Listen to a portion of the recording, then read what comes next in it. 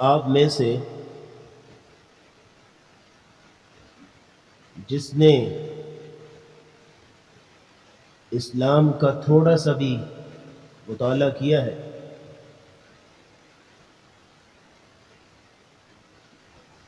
وہ یہ بات بخوبی جانتا ہوگا کہ اسلام کی اسٹڈی کے بنیادی طور پہ 3 چیپٹر ہیں، 3 ابواب ہیں۔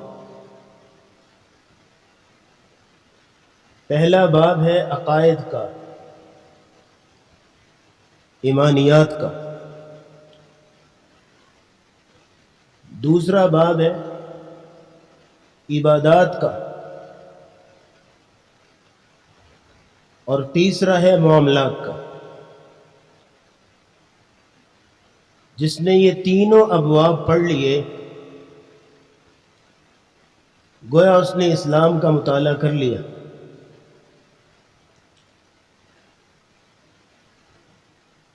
عقائد کا جو باب ہے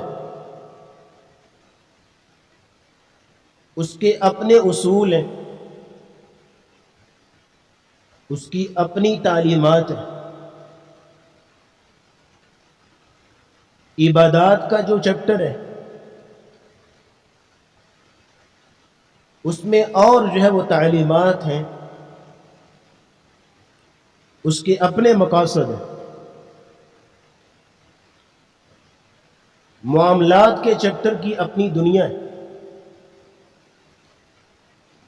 اس کی اپنی حدود و قیود ہے۔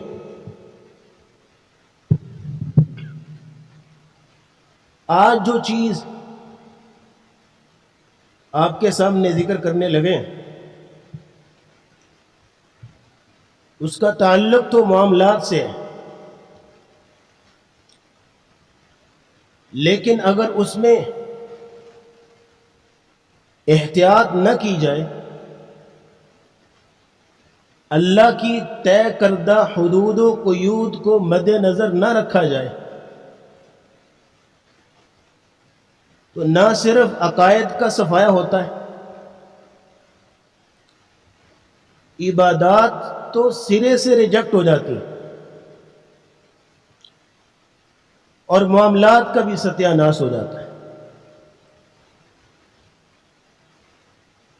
وہ چیز ہے مال میں، رزق میں حلال و حرام کی تمیز کرنا۔ یہ اتنا سینسٹیو معاملہ ہے،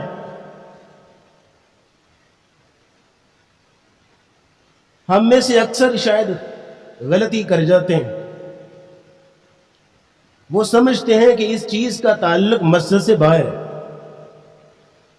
یہ کاروبار منڈی کے معاملات ہیں، بازار کے معاملات ہیں، اس کا مسجد کے معاملات سے کیا لینا دینا۔ جبکہ آج آپ دیکھیں گے کہ اگر اس معاملے میں ذرا سی بے احتیاطی برتی گئی،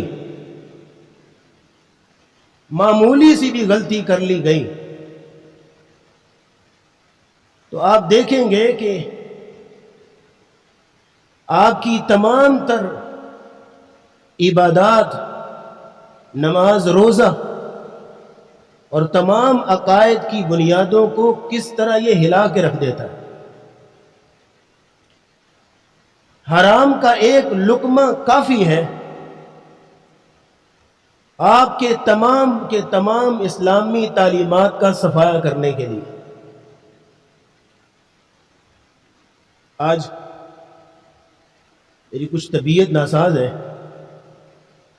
اللہ سے دعا کیجئے کہ اللہ تعالی حق اور سچ پہنچانے کی ہمت دے۔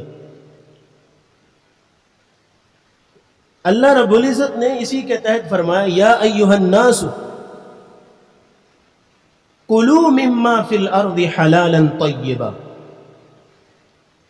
ولا تتبعوا خطوات الشیطان۔ اے لوگوں، کھاؤ زمین میں جو کچھ حلال ہے اور طیب ہے، اور شیطان کے نقش قدم پہ نہ چلو۔ آیت کو دوبارہ سننا اور ان دو چیزوں کو اللہ نے یہاں جمع کیا ہے، اس کی گہرائی تک پہنچنا ذرا۔ حلال اور طیب کھاؤ اور شیطان کے پیچھے نہ لگو۔ دو چیزوں کو یہاں جمع کرنے میں حکمت کیا ہے؟ شیطان کی پیروی کرنے سے منع کرنے کو حلال کے کانٹیکسٹ میں ذکر کیوں کیا گیا؟ اس کی وجہ بیان کرتے ہوئے سلف کہتے ہیں کہ شیطان کی جتنی کوشش، جتنی تگ و دو انسان کو حرام کھلانے پہ ہوتی ہے، اتنی کسی اور گناہ کرانے پہ نہیں ہوتی۔ کیونکہ جس بندے نے حرام کا لقمہ کھا لیا، اب شیطان کو کوئی ضرورت نہیں ہے اس کو گناہ کرانے کی، شیطان کو کوئی ضرورت نہیں ہے اس بندے کو عبادت سے روکنے کی، کیونکہ اب عبادت اس کے لیے وبال بن گئی۔ حرام کا لقمہ پیٹ میں ڈال کے مسجد میں نماز پڑھنے کے لیے جا رہا ہے، شیطان اس کو عبادت سے نہیں روکے گا، کیوں؟ اس کو پتہ ہے عبادت تو قبول ہونی نہیں۔ اب وہ نماز اس کے لیے وبال ہے۔ حرام کے لقمہ کھا کے روزہ رکھ رہا ہے، اس کا روزہ بیکار ہے۔ حرام کے پیسوں سے حج عمرے کر رہا ہے، اس کی بے معنی ہے۔ حرام کا مال کما کے زکوٰۃ اور صدقے کر رہا ہے، بالکل بیکار اور فضول ہے۔ یہ اتنا سینسٹیو معاملہ ہے۔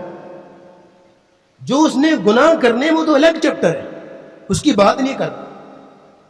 میں عرض کر رہا ہوں جو اس نے عبادات کرنی ہے، اس کی عبادات اس کے لیے وبال ہے۔ اس لیے کہا یا ایھا الناس کلوا مما فی الارض حلالا طیبا ولا تتبعوا خطوات الشیطان۔ شیطان کی پیروی نہیں کرنی، حلال کھانا ہے، دونوں کو جمع کیا اس لیے کہ شیطان کی کوشش یہ ہے کہ تمہیں حرام کھلائے۔ جو شخص حرام کھا رہا ہے، شیطان کہتا ہے میری چھٹی، یہ چاہے رات کو 4 گھنٹے بھی تہجد پڑھے نا، مجھے کوئی سروکار نہیں۔ اس لیے علماء سلف کہا کرتے تھے 5 خصال بها تمام العمل، 5 خصلتیں ایسی ہیں، 5 چیزیں ایسی ہیں کہ جن کے ذریعے سے انسان کا عمل مکمل ہوتا ہے، انسان کا عمل اللہ کے ہاں ویلڈ ہوتا ہے، انسان کا عمل اللہ کے ہاں معتبر اور لیگل ہوتا ہے۔ وہ 5 چیزیں۔ پہلی چیز ذرا نوٹ کریے ذرا، پہلی چیز الایمان باللہ، اللہ پر ایمان۔ یہ ہم سب یہاں بیٹھے ہیں الحمدللہ اللہ پر ایمان ہے، مسلمان ہیں، چلو پہلی چیز ہمارے پاس ہے۔ دوسری چیز ہے معرفت الحق، حق کی معرفت، کہ اسلام کی یہ چیز حلال ہے، یہ حرام ہے، حلال و حرام کی تمیز ہو، ہر ایک کو علم ہے، ہر بندہ جانتا ہے۔ یہ دوسری چیز بھی ہمارے پاس ہے۔ تیسری چیز ہے الاخلاص فی العمل، اللہ کے لیے کام کرنا۔ یہ بھی امید رکھتے ہیں انشاءاللہ یہاں جتنے بیٹھے ہیں اللہ کے لیے جمعہ پڑھنے ہیں انشاءاللہ۔ 3 چیزیں ہمارے پاس ہیں۔ چوتھی چیز ہے اتباع السنت، سنت کی پیروی۔ علماء کہتے ہیں یہ 4 چیزیں ان تمت الاربع، اگر یہ چاروں چیزیں پوری ہیں، الا واحدہ، 5ویں چیز پوری نہیں ہے۔ کون سی؟ اکل حلال، اس کے پیٹ میں حرام کا لقمہ ہے، حلال کا نہیں کھاتا۔ یہ 5ویں چیز اگر آ گئی تو پہلی چاروں چیزیں بے معنی اور بیکار اور فضول ہے۔ میں لفظ بڑے سخت بول رہا ہوں، بے معنی، بیکار اور فضول۔ وجہ کیا ہے؟ کہ حرام کو لقمہ کھا لیا، تمہارا ایمان بے معنی، حق کی معرفت بے معنی، اخلاص ہے اللہ کے لیے کر رہا ہے بالکل بے معنی، سنت کی پیروی وہاں کام نہیں کرے گی، کیونکہ پیٹ میں حرام کا لقمہ۔ نبی کریم صلی اللہ علیہ وسلم نے ایک شخص کی مثال بیان کی تھی، یطیل السفر، سفر بڑا لمبا ہے، یطیل السفر، بڑا طویل سفر طے کر کے آیا، اشعث اغبر، اللہ کے رستے میں مارے کھا رہا ہے، اللہ کے لیے دھکے کھا رہا ہے، اور سفر میں اٹا ہوا، گرد و غبار پڑی ہوئی، اللہ کے لیے نکلا ہوا ہے، بڑا لمبا سفر طے کر رہا ہے، یمد یدیہ الی السماء یقول یا رب یا رب، آسمان کی طرف نگاہ اٹھاتا ہے، ہاتھ اٹھاتا ہے، اللہ سے دعائیں کرتا ہے، دعائیں کر رہا ہے۔ اللہ کہتے ہیں فَأَنَّا يُسْتَجَابُ لِذَلِكَ، اس کی دعا کیسے قبول؟ مطعمہ حرام وملبسہ حرام ومشربہ حرام وغذی بالحرام، اس کا کھانا حرام کا، پینا حرام کا، لباس حرام کا، اس کو گھٹی تک حرام کی دی گئی ہے، اس کی عبادت کیسے قبول ہوگی؟ اس کی دعا کیسے قبول ہوگی؟ جاؤ آج کے جمعے کا پیغام لکھ کے لے جاؤ، حرام کا لقمہ کھا کے جو اللہ کے سامنے دعائیں کر رہا ہے، اللہ کی قسم الٹا ہو کے بھی وہ دعائیں کرے، اللہ سے اللہ نہیں قبول کرے گا۔ اللہ نے اصول قائم کر دیا۔ تو جو شخص لوگوں کا حق مار کے، اپنی سگی بہن کی وراثت ہڑپ کر کے جا کے عمرہ کر رہے، کیا اس کا صفایا ہو گیا گناہوں کا؟ پاکیزگی مل گئی اس کو؟ وہ پاکستان کی کسی مسجد میں اعتکاف بیٹھ گیا، کیا اس کی گناہ جو ہے معاف ہو گئے؟ ارے پاکستان کی مسجد میں کیا، وہ جا کے حرم میں، مسجد حرام میں بھی اعتکاف کر لینا، پھر بھی معاف نہیں ہوگا۔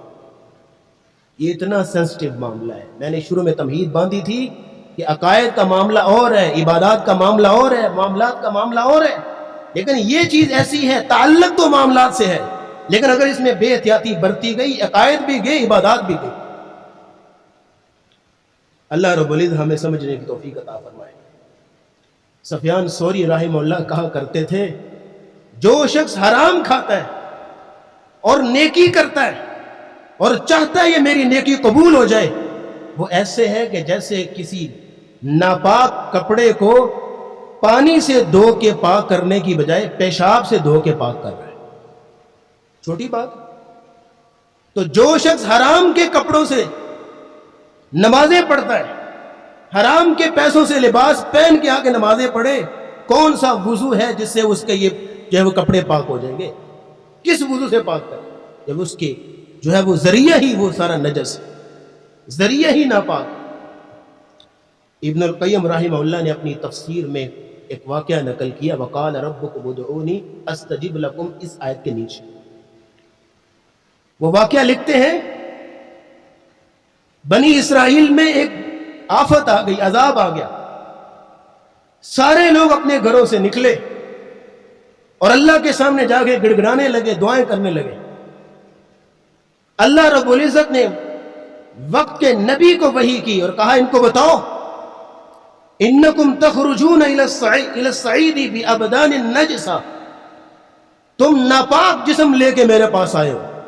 ارے جن ہاتھوں کو اٹھا کے مجھ سے دعائیں کر رہے ہو نا، ان ہاتھوں نے کئیوں کے خون کیے ہوئے، ان ہاتھوں نے کئیوں کے حق مارے ہوئے، یہ جو پیٹ لے کے آئے ہو ان پیٹوں میں تم نے حرام بھرا ہوا ہے، میں تمہاری دعائیں کیسے قبول کروں؟ جاؤ، آج تمہیں میری رحمت سے محرومی کے علاوہ کچھ نہیں ملے گا۔ یہ اتنا سینسٹیو معاملہ ہے، اس کی حساسیت کو نوٹ کریے ذرا۔ آج ہم معمولی سمجھتے ہیں اس کو۔ نبی کریم صلی اللہ علیہ وسلم نے ایک دن فرمایا، من اقتطع حق امرئ مسلم بیمینہ فقد اوجب اللہ لہ النار، جس شخص نے کسی مسلمان کے حق میں ذرا سی بھی ناحق تلفی کی، ذرا سی بھی حق تلفی کی، اللہ رب العزت اس پہ جہنم کو واجب کر دیتے ہیں۔ صحابی نے کہا یا رسول اللہ، چھوٹا موٹا معاملہ ہو تو کوئی چھٹی ہو جائے گی، کوئی آسانی ہو جائے گی، تھوڑا بہت ہو۔ آپ نے فرمایا وَإِن قَضِيبًا مِّنْ أَرَاكٍ، چاہے پیلو کی ایک ٹہنی ہی کیوں نہ ہو۔ اب پیلو کی ٹہنی کا کیا فائدہ کسی کو؟ کہا اتنی چیز بھی کسی کا حق مارا، اس شخص پہ جہنم جو ہے وہ اللہ واجب کر دیتے۔ آج ہم سمجھتے ہیں کیا بات ہے، حرج کوئی نہیں۔ نبی کریم صلی اللہ علیہ وسلم، آپ پر صدقے کا مال حرام تھا۔ آپ علیہ السلام اپنی بیوی عائشہ صدیقہ رضی اللہ تعالیٰ عنہ سے کہتے ہیں کہ میں رستے میں جا رہا ہوتا ہوں، مجھے کھجور پڑی ہوئی ملتی ہے تو میں اٹھا کے کھانے لگتا ہوں، پھر چھوڑ دیتا ہوں، کیونکہ مجھے شک ہوتا ہے کہیں یہ صدقے کی نہ ہو۔ اس قدر رسول اللہ احتیاط کرتے، اس قدر احتیاط برتتے. آج تم ہمارے معاشرے کا حال دیکھ لو. آپ اپنی گاڑی ٹھیک کروانے کے لیے کسی مکینک کے پاس لے کے جائیں نا حضرت کہ اس کو ٹھیک کر دو. شام کو تم اپنی گاڑی لینے جاتے ہو، جو بل تمہیں تھمایا جاتا ہے اور مکینک آ کے جسٹیفائی کر رہا ہوتا ہے، سر یہ چیز بھی بدلی ہے، یہ چیز بھی بدلی ہے، یہ چیز بھی بدلی ہے، یہ خراب تھی، یہ ڈال دی ہے، یہ ڈال دی ہے. اللہ کی قسم تم تو وہاں بل دے کے پیمنٹ کر کے آ جاتے ہو نا. 10 چیزیں ایسی ہوتی ہیں جو تمہارے فضول میں تمہارے کھاتے میں ڈالی گئی ہوتی. 10 چیزیں ایسی ہوتی جو ڈالی گئی نہیں ہوتی گاڑی میں، فضول میں تمہارے کھاتے میں ڈالی گئی ہوتی. اب وہ 10 چیزوں کے پیسے تم سے وصول کر رہا ہے، اپنے بچوں کو حلال کھلا رہا ہے یا حرام کھلا رہا ہے. ہم اس کو معمولی سمجھتے، ہم اس کو بڑا آسان سمجھتے، کوئی حرج ہی کو نہیں. نبی کریم صلی اللہ علیہ وسلم نے یہاں تک تعلیم فرمائی. یاد رکھیے، تقوی، ایمان کی دولت، روحانیت، عبادت کی قبولیت، تقرب الہی تب ملتا ہے جب انسان ہر قسم کی مشکوک کمائی سے پرہیز کرے. ابن عمر رضی اللہ تعالیٰ عنہ کہا کرتے تھے، لا يبلغ العبد حقیقت التقوی حتی یدع ما حاک فی الصدر. کوئی بھی شخص حقیقی تقوی کو اس وقت پہنچے گا، تقوی کی ریالٹی کو اس وقت حاصل کر پائے گا جب تک ہر اس چیز کو چھوڑ دے جو اس کے دل میں کنفیوژن پیدا کر رہی ہے، شک پیدا کر رہی ہے کہ یہ چیز حلال تھی یا حرام تھی. ہر چیز کو چھوڑ نہیں دیتا، اس وقت تک تقوی کی ریالٹی کو نہیں پہنچ سکتا. سعد بن ابی وقاص رضی اللہ تعالیٰ عنہ نبی کریم صلی اللہ علیہ وسلم کے پاس ہے اور کہا، یا رسول اللہ مجھے ایک نسخہ بتائیے کہ میں مستجاب الدعوات بن جاؤں، میری ہر دعا قبول ہو. آپ نے فرمایا، اطیب اطعمک تکن مستجاب الدعوہ. اپنے کھانے کو حلال تم کر لو، ہاتھ اٹھاؤ گے اللہ کبھی تمہارے ہاتھوں کو خالی نہیں موڑے. نبی علیہ السلام نے یہ نہیں کہا کہ اتنی تہجدیں پڑھو، اتنی نمازیں پڑھو. ایک شخص ہے رسول اللہ کے پاس، کہا یا رسول اللہ سب سے بڑا عبادت گزار بننا چاہتا ہوں. تو آپ نے اسے یہ نہیں کہا کہ 1000 گانوں کی تسبیح رکھو اور روزانہ پڑھا کرو. اسے یہ نہیں کہا کہ ساری رات قیام کیا کرو.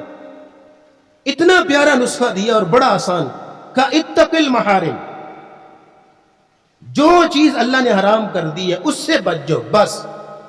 تکن اعبد الناس، دنیا میں سب سے بڑا عبادت گزار تم ہوگے. صرف جو اللہ تعالی نے حرام کیا اس کو چھوڑ. اب یہاں تک آپ نے نوٹ کیا کہ جس شخص نے حرام کے لقمہ کھا کے باتیں کی اس کی عبادت قبول نہیں ہوگی. دوسرا نقطہ یہاں پہ نوٹ کریں، جو شخص حرام پہ پل رہا ہے نا اس کو عبادت کرنے کی توفیق ہی نہیں ملتی.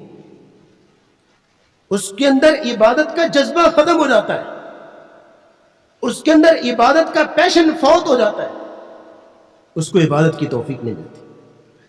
قرآن کے الفاظ سنیے، یا ایھا الرسل کلوا من الطیبات واعملوا صالحا. اللہ کہنے ہیں رسولوں، عام آدمیوں کو نہیں، نبیوں کو بھی نہیں، رسولوں کو کہا جا رہا ہے کلوا من الطیبات، حلال کھاؤ. طیب کے اندر 2 چیزیں ہوتی ہیں، ایک ہوتا ہے صاف ستھرا کھانا جو صحت کے لیے نقصان دہ نہ ہو، دوسرا ہے طیب میں حلال کھاؤ. کہا طیب کھاؤ وَاعْمَلُوا صَالِحًا، اور اس کے نتیجے میں نیک عمل کرو.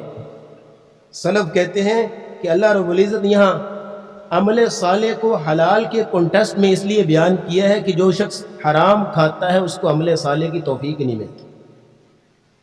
جس طرح صحت مند رہنے کے لیے صاف ستھرا کھانا کھانا پڑتا ہے، اسی طرح اپنی روحانیت کو مضبوط کرنے کے لیے حلال کھانا پڑتا ہے.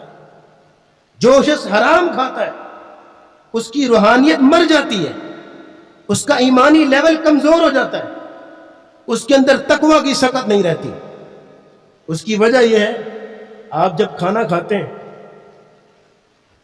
تو آپ کا جو ڈائجسٹو سسٹم ہے، آپ کا کھانا خون بن کے آپ کی رگوں میں دوڑتا ہے. اگر حلال کھانا کھایا تو حلال خون رگوں میں دوڑے گا تو ایمان بھی اپ ہوگا، روحانیت بھی بڑھے گی، تقوی بھی مضبوط ہوگا، انسان نیک اعمال کرنے میں مستعد اور ایکٹیو ہوگا۔ اگر حرام کھانا کھایا ہوا اور اس کا خون رگوں میں دوڑ رہا ہے تو بھی عبادت میں سستی ہوگی، تقوی میں ڈسٹربنس ہوگی، روحانیت میں پولیوشن خود ہی پیدا ہوگا۔ امام شافعی رحمہ اللہ اپنے شاگرد امام احمد بن حنبل رحمہ اللہ کے پاس گئے۔ امام احمد بن حنبل شاگرد نے کہا کہ استاد جی آج رات خدمت کا موقع دو۔ چلیے جی، اچھا بیٹا یہ تکلف نہ کرنا، میں کھانا بالکل کم کھاتا ہوں، ذرا تکلف کرنے کی ضرورت نہیں، اور ہاں میں صبح تہجد پڑھتا ہوں، ذرا پانی کا انتظام کر دینا۔ ٹھیک ہے جی، کھانا تیار کیا گیا، پیش کیا گیا۔ حالت کیا ہے کہ امام شافعی استاد محترم کھانا زیادہ کھا گئے،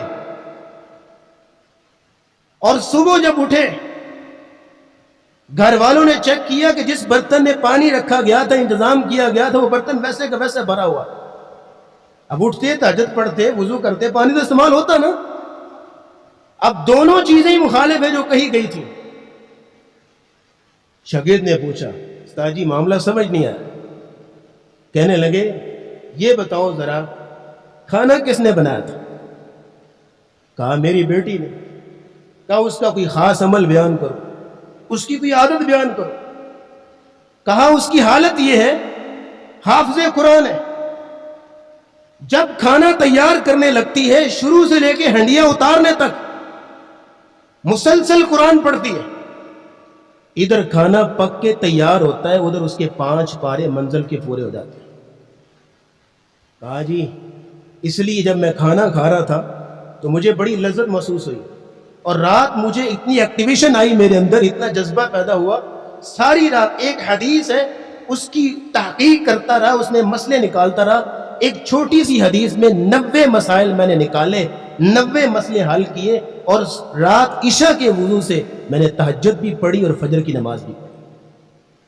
یہ اس کے کھانے سے برکت ہے۔ باہر سے مرد حلال کما کے لا رہا ہے، لیکن پکا کے دینے والی ایسی ہے کہ معذرت کے ساتھ ہم ٹی وی کے سامنے سے اٹھ کے کھانا پکا رہی ہے، یہ کانوں میں ہینڈ فری لگا کے من پسند میوزک سن رہا ہے، تو اس کھانے میں کیا برکت آئے گی؟ چاہے باہر سے کما کے لانے والا حلال کما رہا ہو، اس کھانے میں کیا لذت ہوگی، کیا تاثیر ہوگی؟ امام بخاری رحمہ اللہ کے والد اسماعیل آخری سانسوں میں تھے۔ احمد بن حفص کو پتا چلا کہ بیمار ہیں امام بخاری کے والد، اور آخری سانسوں میں دوڑے گئے، پاس جا کے بیٹھ کے حضرت کو جاتے ہوئے نصیحت، کوئی اپنے بارے میں کوئی بات کرتے جائیے۔ تو اسماعیل نے، امام بخاری کے والد نے کتنی خوبصورت بات کی، اس نے کہا میں اور کچھ نہیں جانتا، میرا کوئی عمل نہیں، لیکن ایک بات میرے بارے میں یاد رکھنا، لا اعلم درہما من حرام فی جمیع مالی ولا شبہ، میں اپنے سارے مال میں سے جو آج تک کمایا ہے، جو اپنے بچوں کو کھلایا ہے، اور جو چھوڑ کے جا رہا ہوں، سارے مال میں سے ایک درہم بھی ایسا نہیں جو حرام کا ہو، اور حرام کا تو بڑی بات ہے، ایک درہم بھی ایسا نہیں جس میں مجھے کنفیوژن ہو کہ حرام کا تھا یا حلال کا تھا، ایک درہم بھی ایسا نہیں۔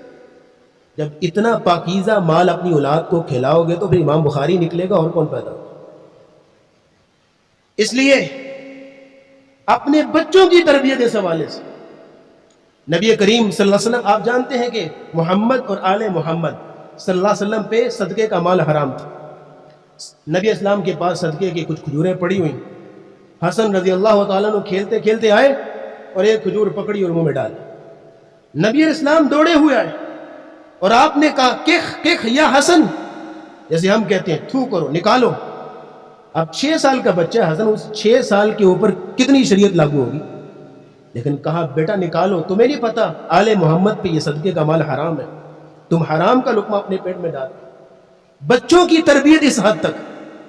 تو یا ایھا الرسول کلوا من الطیبات واعملوا صالحا، اے رسولو حلال کھاؤ اور عمل صالح کرو۔ مانا جس بندے نے حرام کھایا اس کے اندر نیکی کی قوت، نیکی کی طاقت ہے، نیکی کا جذبہ وہ ختم ہو جاتا ہے۔ نبی کریم صلی اللہ علیہ وسلم نے فرمایا لحم نبت من سحت الا كانت النار اولا به، ایسا جسم جس کی پرورش حرام پہ ہوئی ہو وہ جہنم کا زیادہ حقدار ہے۔ اللہ رب العزت ہمیں اسے محفوظ فرمائے۔ ابو بکر صدیق رضی اللہ تعالیٰ کا واقعہ بھی آپ نے ایک جمعہ پیچھے آپ نے سنا تھا کہ ایک لقمہ پیٹ میں گیا ہے اور اس کو فوراً نکال دیا اور کہنے لگے واللہ لو لم تخرج الا مع نفسی لا اخرجتها، اگر اس لقمے کو نکالتے نکالتے میری جان بھی چلی جاتی تو مجھے منظور تھا۔ کہ ایک لقمہ حرام کا اندر چلا گیا تو روحانیت وہیں مر گئی۔ ایک شخص ہم سمجھتے ہیں شاید معمولی معاملہ ہے، نبی کریم صلی اللہ علیہ وسلم کے ساتھ غزوہ میں شہید ہوتا ہے، صحابہ کہنے لگے شہید شہید شہید، آپ نے فرمایا سے شہید نہ کہو، میں نے خود دیکھا ہے، مجھے اللہ نے دکھایا کہ ایک وہ چادر جو اس نے مال غنیمت سے چوری کی تھی، اس چادر کو اس کے ارد گرد لپیٹ کے جہنم میں پھینک دیا گیا۔ جب یہ بات سنی نا تو ایک شخص بڑبڑا کے اٹھا اور بھاگا اور کہا یا رسول اللہ یہ تسمہ تھا بوٹ کا، اور میں سمجھا شاید معمولی ہے، اس کا کسی نے کیا کرنا ہے، تو میں نے اس کو رکھ لیا تھا، یا رسول اللہ اس کو پکڑ لیجئے، میں نہیں رکھنا چاہتا۔ آپ نے فرمایا لاؤ جلدی لاؤ اس سے پہلے کہ تمہیں موت نہ آ جائے، یہ تسمہ بھی ایسا ہے کہ جو جہنم کا ایندھن بنا دے گا۔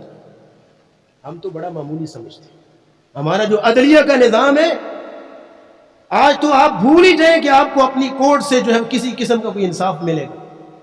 عام آدمی تو کورٹ کے چکروں میں پڑتا ہی نہیں، اور اگر کوئی بیچارہ پھنس جائے تو اس کو مدتوں اس کا خمیازہ بھگتنا پڑتا ہے، لاکھوں لگ جاتے ہیں اپنا مقدمہ جیتتے جیتتے، اور پھر بھی بازی وہ لے جاتے ہیں جن کے پاس وسائل زیادہ ہوتے ہیں، جو وکلاء کی اور ججوں کی مٹھیاں گرم کر سکتے ہیں۔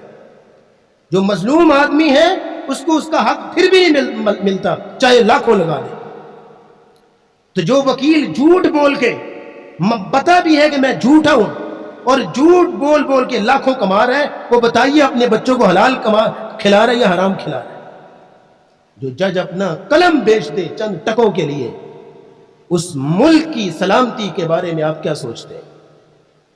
آج بڑی معذرت کے ساتھ ایک ڈاکٹر جو ہے، چاہے وہ سرکاری کا یا پرائیویٹ ہسپتال کا ڈاکٹر ہو، اس کے پاس غریب بیچارہ کوئی مریض آ جائے تو کئی گھنٹے وہ کراہتا رہتا ہے، اس کے پاس کوئی ڈاکٹر نہیں آتا، اور اگر کوئی امیر آ جائے تو لین لگی ہوتی ہے، ایک ڈاکٹر آ رہا ہے دوسرا جا رہا ہے، ایک آ رہا ہے دوسرا جا رہا ہے، اور غریب آدمی کو بس سرسری دوائیاں لکھ کے دے دی جاتی ہیں، جاؤ باہر سے جاؤ دوائیاں لے لیتے۔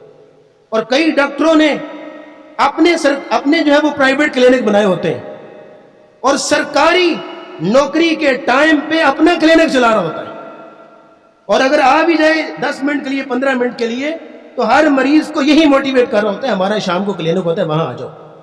بھئی تم یہاں کی نوکری کس چیز کے پیسے لے رہے ہو؟ ناحق پیسے لے رہے ہو۔ آج اداروں میں جو پروکسی کا جو فارمولہ استعمال کیا جاتا ہے کہ آج نہیں آیا آفس چلو حاضری لگا دو، حاضر نہیں ہے لیکن پھر بھی حاضری لگوا کے پیسے لے رہے ہیں، بتاؤ حرام کے حلال کے؟ یہ سارے لوگ اس طرح، ہر طبقہ۔ ہمارا جو پولیس اور کچہریوں کا بڑی معذرت کے ساتھ چائے پانی کا جو لفظ استعمال کیا جاتا ہے، یارو یہ چائے بھی حرام کی ہے، یہ پانی بھی حرام کا ہے۔ کل نبت کل جسد نبت بالحرام النار اولا به، کوئی بھی جسم جس کی پرورش حرام سے ہوئی ہو النار اولا به، وہ جہنم کا زیادہ حقدار ہے۔ آخری آیت اس حوالے سے نوٹ کیجئے، فرمایا یا ایھا الذین آمنوا کلوا من طیبات ما رزقناکم، اے ایمان والو کلو کھاؤ من طیبات حلال ما رزقناکم، جو ہم نے تمہیں رزق دیا، ہم نے رزق دیا۔ یہ رزقناکم کو سمجھنا ذرا، اس میں 2 نقطے بیان کروں گا رزقناکم کے تحت۔ اللہ کہہ رہے ہم نے رزق دیا، مطلب کیا ہے؟ ہمارا رزق ہے۔ اللہ کہہ رہے ہمارا رزق ہے، چیز کا مالک بہتر جانتا ہے کہ چیز صحیح ہے یا غلط، وہ فیصلہ کرے گا کہ غلط کیا ہے اور صحیح کیا ہے۔ معنی کیا ہے کہ حلال و حرام بھی ہم بتائیں گے، تم فیصلہ نہیں کرو گے یہ حلال کا یا حرام کا۔ آج ہم سمجھتے ہیں حرج ہی کیا ہے، اور حرج ہی کیا کر کر کے کئی چیزیں ہڑپ کر جاتے ہیں۔ صحابہ کرام نے دم کیا، 40 بکریاں لیں، ان میں بڑے بڑے صحابہ کرام موجود تھے اور ایسے بھی تھے جو دین کا بڑا اچھا فہم رکھتے تھے، مقاصد شریعت کو جانتے تھے، لیکن ان صحابہ نے طے کیا کہ جب تک اس مال کے بارے میں رسول اللہ سے فتویٰ نہیں لیں گے ایک لقمہ بھی نہیں کھائیں گے۔ بتاؤ ایسے کیا کہ نہیں کیا انہوں نے؟ رسول اللہ کے پاس گئے، جب تک فتویٰ نہیں لیا اس وقت تک استعمال نہیں کیا۔ تم کہتے ہو حرج ہی کیا ہے؟ اور رزقناکم کے تحت دوسرا جملہ نوٹ کری ذرا، بڑا اہم۔ اللہ رب العزت کہہ رہے ہیں رزقناکم، ہم نے رزق دیا، یعنی رزق کی ذمہ داری کس کی ہے؟ اللہ کی۔ رزق کا اضافہ کرنا، تمہیں پروفٹ کتنا ہوگا، لاس کتنا ہوگا، تمہاری تنخواہ کتنی ہوگی، یہ اللہ نے لکھ دیا، اللہ نے فیصلہ کر دیا، تمہاری ذمہ داری نہیں ہے۔ تمہاری ذمہ داری کیا ہے؟ صرف حلال ذریعے کا انتخاب کرنا۔ دو چیزیں حضرت نہ نوٹ کے لیے، ایک ہے حلال ذریعے کا انتخاب کرنا، یہ ذمہ داری ہماری ہے۔ رزق کو بڑھانا، رزق دینا، رزق میں اضافہ کرنا کس کی ذمہ داری؟ اللہ کی۔ ہم غلط ذمہ داری نبھا رہے ہیں، ہم نے ذریعے کے انتخاب اس کو پیچھے کر دیا، حلال ہو حرام ہو جیسا بھی آنے دو، اور ہم لگ گئے رزق کو بڑھانے اور رزق کے اضافہ کرنے کے چکر میں، جس کی وجہ یہ ہے، جس کی وجہ سے ہم جو ہے وہ بے راہ روی کا شکار ہیں۔ ہم نے جو ہے وہ ہم نے غلط طریقے استعمال کیے، جبکہ قیامت کو سوال ہوگا تو اسی چیز کے بارے میں کہ تمہارا ذریعہ کون سا تھا۔ یہ نہیں سوال ہوگا کہ تم غریب کیوں تھے، تمہاری تنخواہ کم کیوں تھی، تم جو ہے وہ اتنا کیوں کما رہے تھے، یہ سوال نہیں ہوگا۔ سوال کیا ہوگا؟ من این اکتسب، سورس آف انکم کیا تھا، کہاں سے کمایا تھا۔ اس وقت میری جیب میں سپوز 10 روپے ہیں، 50 روپے ہیں، 100 روپیہ، 500، 10,000 ہے، مجھے معلوم ہونا چاہیے کہاں سے میں نے حاصل کیا۔ یا کسی کے ساتھ فراڈ تو نہیں کیا، کسی کے ساتھ دھوکہ تو نہیں کیا، کسی کا حق تو نہیں مارا، کوئی جھوٹ بول کے تو نہیں کمایا، حرام طریقے سے تو نہیں اپنایا کمایا۔ یہ ساری چیزیں نوٹ کریں تبھی قیامت کو جواب دے پائیں گے۔ من این اکتسب، کہاں سے کمایا تھا۔ اپنے سورس آف انکم پہ نظر ثانی کریں حضرت۔ دو چیزیں ہیں اس حدیث میں، من این اکتسب، کہاں سے کمایا تھا، سورس آف انکم، دوسرا وفیما انفق، کہاں خرچ کیا تھا، سورس آف کنزپشن، صرف کہاں کیا تھا، کمایا کہاں سے تھا، لگایا کہاں پہ تھا۔ دو چیزیں ہیں، سوال ہے قیامت کو ہوں گے جو مال کے حوالے سے۔ اس لیے اس پہ ذرا ہر بندے کو نظر ثانی کرنی چاہیے اور غور کرنا چاہیے۔ جو شخص حرام کماتا ہے تو کیا سمجھے اس کو برکت مل جائے گی۔ آج آپ کہتے ہیں نا سر یہ ہیرا پھیری نہ کریں، یہ غلط کام یہ نہ کریں، بھائی جی کھائیے کتوں، بھائی تو سمجھتا ہے کہ حرام کمانے سے برکت آئے گی۔ نبی اسلام نے فرمایا البیعان بالخیار ما لم یتفرقا، دو آپس میں اگر سودا کر رہے ہیں ایک دوسرے کے ساتھ، اگر وہ عیبوں کو بیان کرتے ہیں، ہر چیز کو کھول کے سامنے رکھتے ہیں، اللہ ان کی اس بے میں، ان کی ڈیلنگ میں برکت ڈال دیتے ہیں۔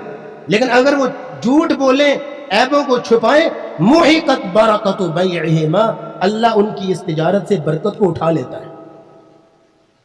ابن سمان کا واقعہ خدا کی قسم ایمان کو تازہ کرتا ہے۔ ایک بکری بیچنے کے لیے گیا اور کہا جی حضرت دیکھ لو بکری میں کوئی عیب نہیں، دیکھ لو تمہارے سامنے چل بھی رہی ہے، دیکھ بھی رہی ہے، سب کچھ ہے، کوئی عیب نہیں ہے، میں قسم اٹھاتا ہوں۔ جب سودا ہو گیا نا جانے لگے، کہتا یار بات سن، میرا دل نہیں مان رہا، کیا ہوا کوئی عیب ہے؟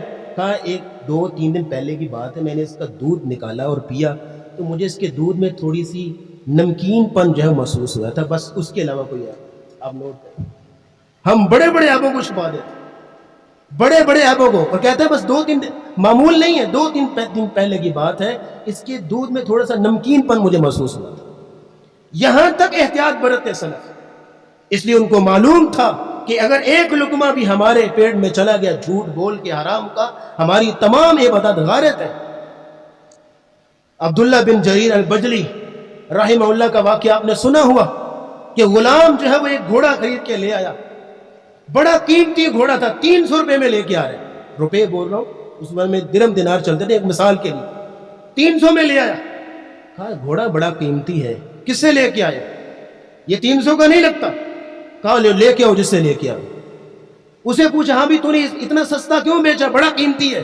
کہا مجھے مجبوری ہے، ارجنٹ پیسے چاہیے تھے اس لیے اس کو سستا بیچ دیا۔ کہا نہیں ادھر آؤ، یہ گھوڑے کی قیمت 800 ہے، میری جیب سے یہ لو 800، 500 اور رکھو اور جاؤ، تمہارے گھوڑے کی اصل قیمت یہ ہے۔ یہ تھی ایمانداری، یہ تھی دیانتداری۔ یونس بن عبید رحمہ اللہ کپڑے کا کاروبار کرتے تھے۔ ایک دن ذرا سنیے بات ہو، ایک دن اپنے بھانجے کو دکان پہ چھوڑ کے نماز پڑھنے کے لیے گئے، نماز سے فارغ ہو کے باہر نکلے اور باہر دیکھا ایک بندہ کچھ کپڑے اٹھا کے لے کے جا رہا تھا۔ اس نے کہا یہ تم نے کپڑا کہاں سے خریدا؟ لگتا ہے ہماری شاپ سے خریدا۔ کہا جی ہاں آپ کی شاپ سے۔ کتنے کا لیے؟ کہا جی یہ 500 کا۔ اس نے کہا نہیں یہ اس کی ویلیو 500 نہیں ہے، تم نے مہنگا لے لیا، آؤ، حالانکہ اپنی شاپ سے لے کے آئے۔ کہا آؤ ذرا، میرے بھانجے سے غلطی ہوگی گئے اس کو جو ہے وہ کہا یہ 300 200 اس کو واپس کیا۔ کہا میرے بھانجے سے غلطی ہوگی، بھول ہوگی تمہیں اس نے ناجائز فروخت کر دیا ہے۔ آج ہمارے دور کا ہوتا کہتا ہے شاباش پتر بڑا چنگا سیل مین، ایسے ہونا جی بڑا چنگا سیل مین ہے کہ 300 کی چیز 500 میں بیچ رہا ہے۔ کیوں؟ آج ہم نے بس اپنے پیٹ کو بھرنا سیکھا، ہم نے جو ہے وہ دوسروں کے فائدے اور نقصان کو ہم نے چھوڑ دیا۔ آج کیا ہوتا ہے ہر جگہ پہ، ہر اب کاروبار منڈی بازار چلے جائیں، آفیسز میں چلے جائیں، ہر طرف جو ہے وہ طوفان بدتمیزی ہے، ہر شخص جو ہے وہ چوری ڈکیتی، ہر طرف جو ہے وہ جھوٹ، ہر ایک کی نظر بس اگلے کی جیب پر ہے، کسی طریقے میں پیسے نکلوانے، چاہے جھوٹ بولنا پڑے، چاہے جو ہے وہ جھوٹی قسم اٹھانی پڑے، چاہے ملاوٹ کرنی پڑے، چاہے اس کو جو ہے وہ کسی بھی قسم کی ہیرا پھیری اپنانی پڑے، بس اپنی نظر اس کی جو ہے کمیشن پر ہے۔ مسلمانوں اپنے انکم، سورس آف انکم پہ نظر ثانی کرو۔ اچھا یہاں پہ خواتین کے لیے ایک چھوٹی سی نصیحت، مرد حرام کمائی کما رہے تو اس کے پیچھے بنیادی کردار اس کے گھر کی عورت کا ہے۔ ہماری خواتین سیکشن میں اگر جو خواتین ایسی نہیں ہیں، اللہ کرے کہ ایسی نہ ہو، تو اللہ تعالیٰ اسلام کی ان مقدس بیٹیوں کو سلامت رکھے، لیکن اکثر ایسا ہوتا ہے کہ مرد کی حرام کمائی کے پیچھے بنیادی کردار عورت کا ہے۔ کیوں؟ کیونکہ ایک دن کا کھانا اگر 500 روپے میں پک سکتا ہے تو عورت کو اپنے ڈیفرنٹ ریسیپیز کے فارمولاز ٹرائی کرنا ہوتے ہیں، اس کو یہ بھی چاہیے، یہ بھی چاہیے، یہ بھی چاہیے۔ ایک دن کا کھانا جہاں 500 کا پک سکتا ہے وہاں 1500 2000 کا پک رہا ہے، تو کس کی جیب سے آ رہا ہے؟ مرد کی جیب سے۔ اگر ایک عورت معقول لباس پہنے تو 2000 3000 کا لباس آ سکتا ہے، اس کا اچھا لباس، لیکن اس کو 8000 کا 10000 کا لباس ایک چاہیے، تو کس کی جیب سے آئے گا؟ مرد کی۔ اور اس کو مہینے میں 2 4 دفعہ 5 6 دفعہ باہر سے کھانا کھانا ہے، مہینے میں 2 3 دفعہ امی کے گھر جانا ہے، اور فرمائشیں ہوں گی کہ وہاں یہ گفٹ لے کے جانے، تو کس کی جیب سے آئیں گے؟ مرد کی۔ اور مرد کی اتنی سیلری نہیں ہے، اتنی اس کا سورس آف انکم نہیں ہے، تو وہ کیا کرے گا؟ یا تو کسی سے قرض اٹھائے گا اپنے گھر کی ضرورتیں پوری کرنے کے لیے، اگر قرض نہیں اٹھائے گا تو پھر گپلے کرے گا، کہیں سے فراڈ کرے گا تاکہ وہ اپنی ضرورتیں پوری کر سکے۔ میں یہ نہیں کہتا کہ آپ اپنی خوشیوں کو ختم کر لیں، میں یہ نہیں کہتا کہ آپ اپنے جو ہے وہ چاہتوں کو ختم کر لیں، نہیں، اچھا کھائیں، اچھا پہنیں، اچھا رہن سہن رکھیں، لیکن اپنے ان سورس آف انکم کے مطابق، اپنے طبقے کے مطابق۔ آپ لو کلاس سے ہیں، مڈل کلاس سے ہیں، ہائی کلاس سے ہیں، اس کے مطابق اپنی خواہشات کو ارینج کریں۔ اس لیے سلف صالحین کی جو بیویاں تھیں جب گھر سے اپنے شوہروں کو الوداع کیا کرتی تھیں تو ایک لفظ بولا کرتی تھی، کہا کرتی تھی اتق اللہ فینا، ہمارے معاملے میں اللہ سے ڈرنا، فإنا نصبر علی الجوع والضر، ہم بھوک برداشت کر سکتی ہیں، میں اور میرے بچے فاقے برداشت کر سکتے ہیں، ولا نصبر علی النار، ہم جہنم کی آگ برداشت نہیں کر سکتے، اس لیے ہمارے معاملے میں اللہ سے ڈرنا۔ لیکن اگر آج کی عورت جو ہے وہ گھر سے الوداع کرتے ہوئے یہ جملہ بولنے کے بجائے اتنی لمبی لسٹ دے کہ یہ چاہیے یہ چاہیے، جہاں سے مرضی لے کے آؤ، تو پھر وہ کیا کرے گا؟ وہ حرام ہی کمائے گا نا حضرت۔ لیکن اگر بیوی کہے کہ آپ کی انکم اتنی ہے، ہم اپنے خرچے اتنے رکھ لیتے ہیں، آپ جہاں ہم جو روکی سوکی کھا لیں گے، آپ ناجائز طریقہ استعمال نہ کیجئے گا، تو مجال ہے وہ مرد حرام کی طرف نظر اٹھائے۔ اس لیے مسلمانوں، آخری گزارش، وقت بہت ہو چکا، کہ اپنے سورس آف انکم پہ نظر دوڑاؤ۔ حرام کی کمائی یہ بہت بڑا وبال جان ہے، ابن عمر رضی اللہ تعالیٰ عنہ کہا کرتے تھے الغنا والفقر ناقتان، غریبی اور امیری دو سواریاں ہیں زندگی کی. میں امیر ہوں غریب ہوں، شکر ہے زندگی گزارنی ہے نا، امیر ہوں غریب ہوں زندگی گزر ہی جانی ہے. اور فرمایا کرتے تھے ایہما ارکب لا ابالی، چاہے امیر بن کے زندگی گزاروں چاہے غریب بن کے زندگی تو گزارنی ہے، مطمع نظر آخرت ہے. وآخر دعوانا الحمدللہ.